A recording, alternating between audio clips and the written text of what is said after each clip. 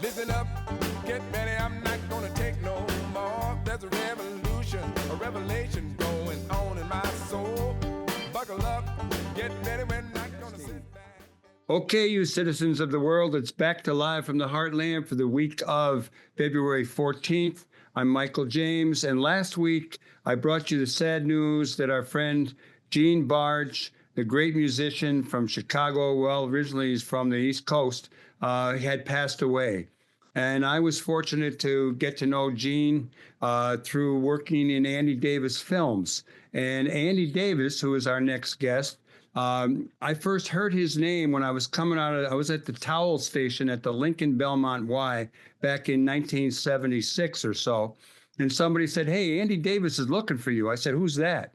And it turns out you were making that movie Stony Island and you thought I was a left-wing hillbilly. I said, "I'm left-wing, but my dad produced plays." And he said, "It doesn't matter." And we've been friends ever since. And I've worked in most of your films. And in working in your films, I got to work alongside Gene Barge. And Gene Barge was a wonderful guy who you know well. So I've asked you to come on to share some information, some stories, some memories of Gene Barge. So good morning to you, Andy, out there in California, and glad you're with us today. Michael, it's good to see you. And hello, Hal, who's our engineer today. And I've had a long, great relationship with Michael going back to Stony Island.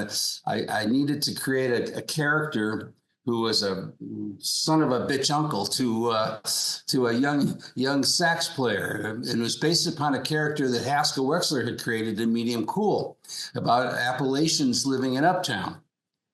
So I needed to know it. So I knew Michael had been working with Rising Up Angry and had been in Uptown working with all kinds of kids. And so I figured that since he had the right politics and he could probably behave like an Appalachian who just came up from the South, he would be good for the part. Well, thank you. And I'm grateful, and I still talk about it. Yeah. And it's funny because I remember he was in Under Siege. He was in Stony Island. He's got several of my other films. And he has one line in The Fugitive, and we cut him out of the picture, didn't get shown, but I hope you're getting a residual from that one line.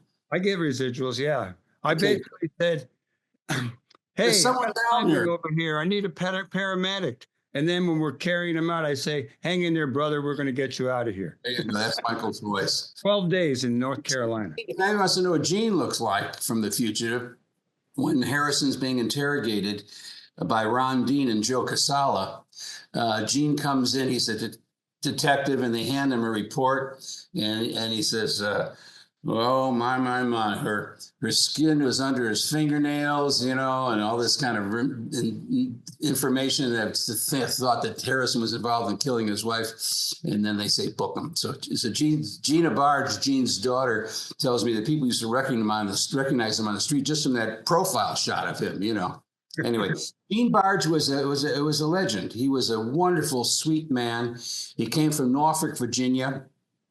He had a family that was from the Southeast. He was interested in music as a kid, and he was in the Air Force, I think. I don't know, the Army Air Corps. I don't know if they had the Air Force. It was right after World War II, or right down that time. And he was, he started playing in bands in the Southeast. And then he developed this talent. Richie, my brother, calls him the father of country soul sax playing. Right.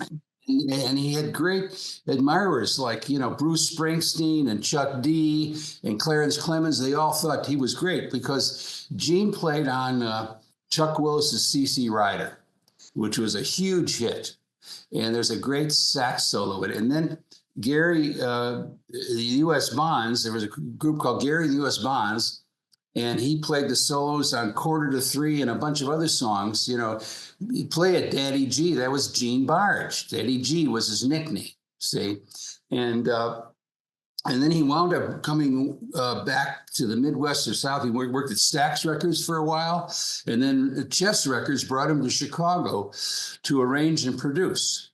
And he produced huge artists. I mean, his Muddy Waters he produced Buddy Guy. And his rhythm section at one time was amazing. It was Donny Hathaway on keyboards, Maurice White, who started Earth, Wind, and Fire on drums, Phil Upchurch, the genius session player, bass player, who George Benson hired to be his guitar player, and on bass and guitar, and Minnie Riperton sang background. So Gene had this incredible group of people at Chess, and he would help arrange and produce. And he also brought in all kinds of different arrangers and things like that became very famous in their own right. You know, the guy, Charles Stepney, who wound up doing all the arrangements for Earth, Wind, and Fire, was someone that Gene brought in to Chess. So anyway, he was married to a wonderful woman named Sarah, who was his second wife.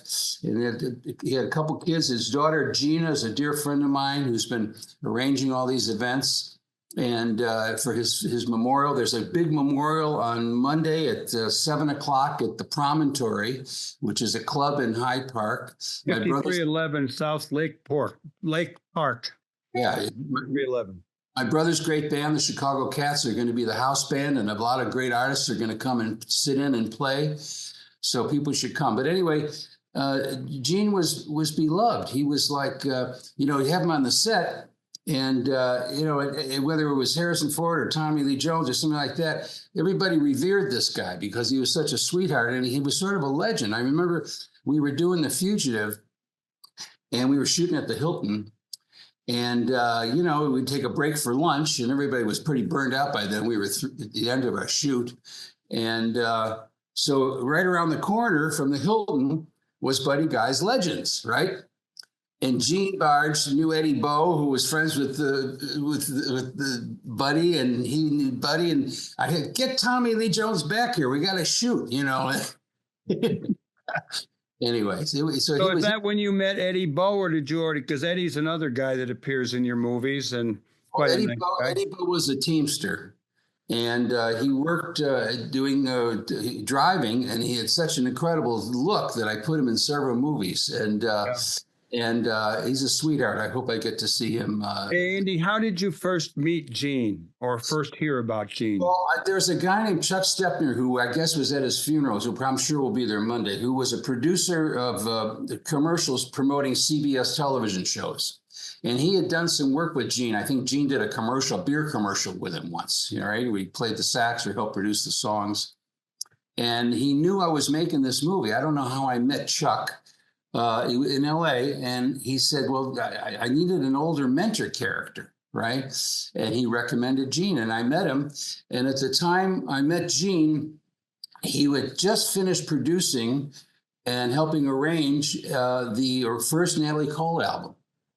Because I remember in Stony Island, there were a bunch of Natalie Cole musicians that had been played on that album, I think. Yeah, Tennyson Stevens, Larry Ball, Winnie Barnes, Donnell Hagen, Chris Johnson. A lot of them were working with Gene at that time. And Larry Ball was a kid who I think went to DuSable or Dunbar. He was like a young Duke Ellington. He was an arranger. He was a savant, and he wrote a couple songs with Tennyson that we put in the movie that Gene played on.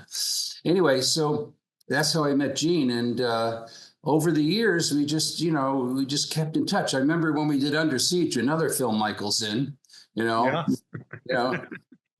Time is money. And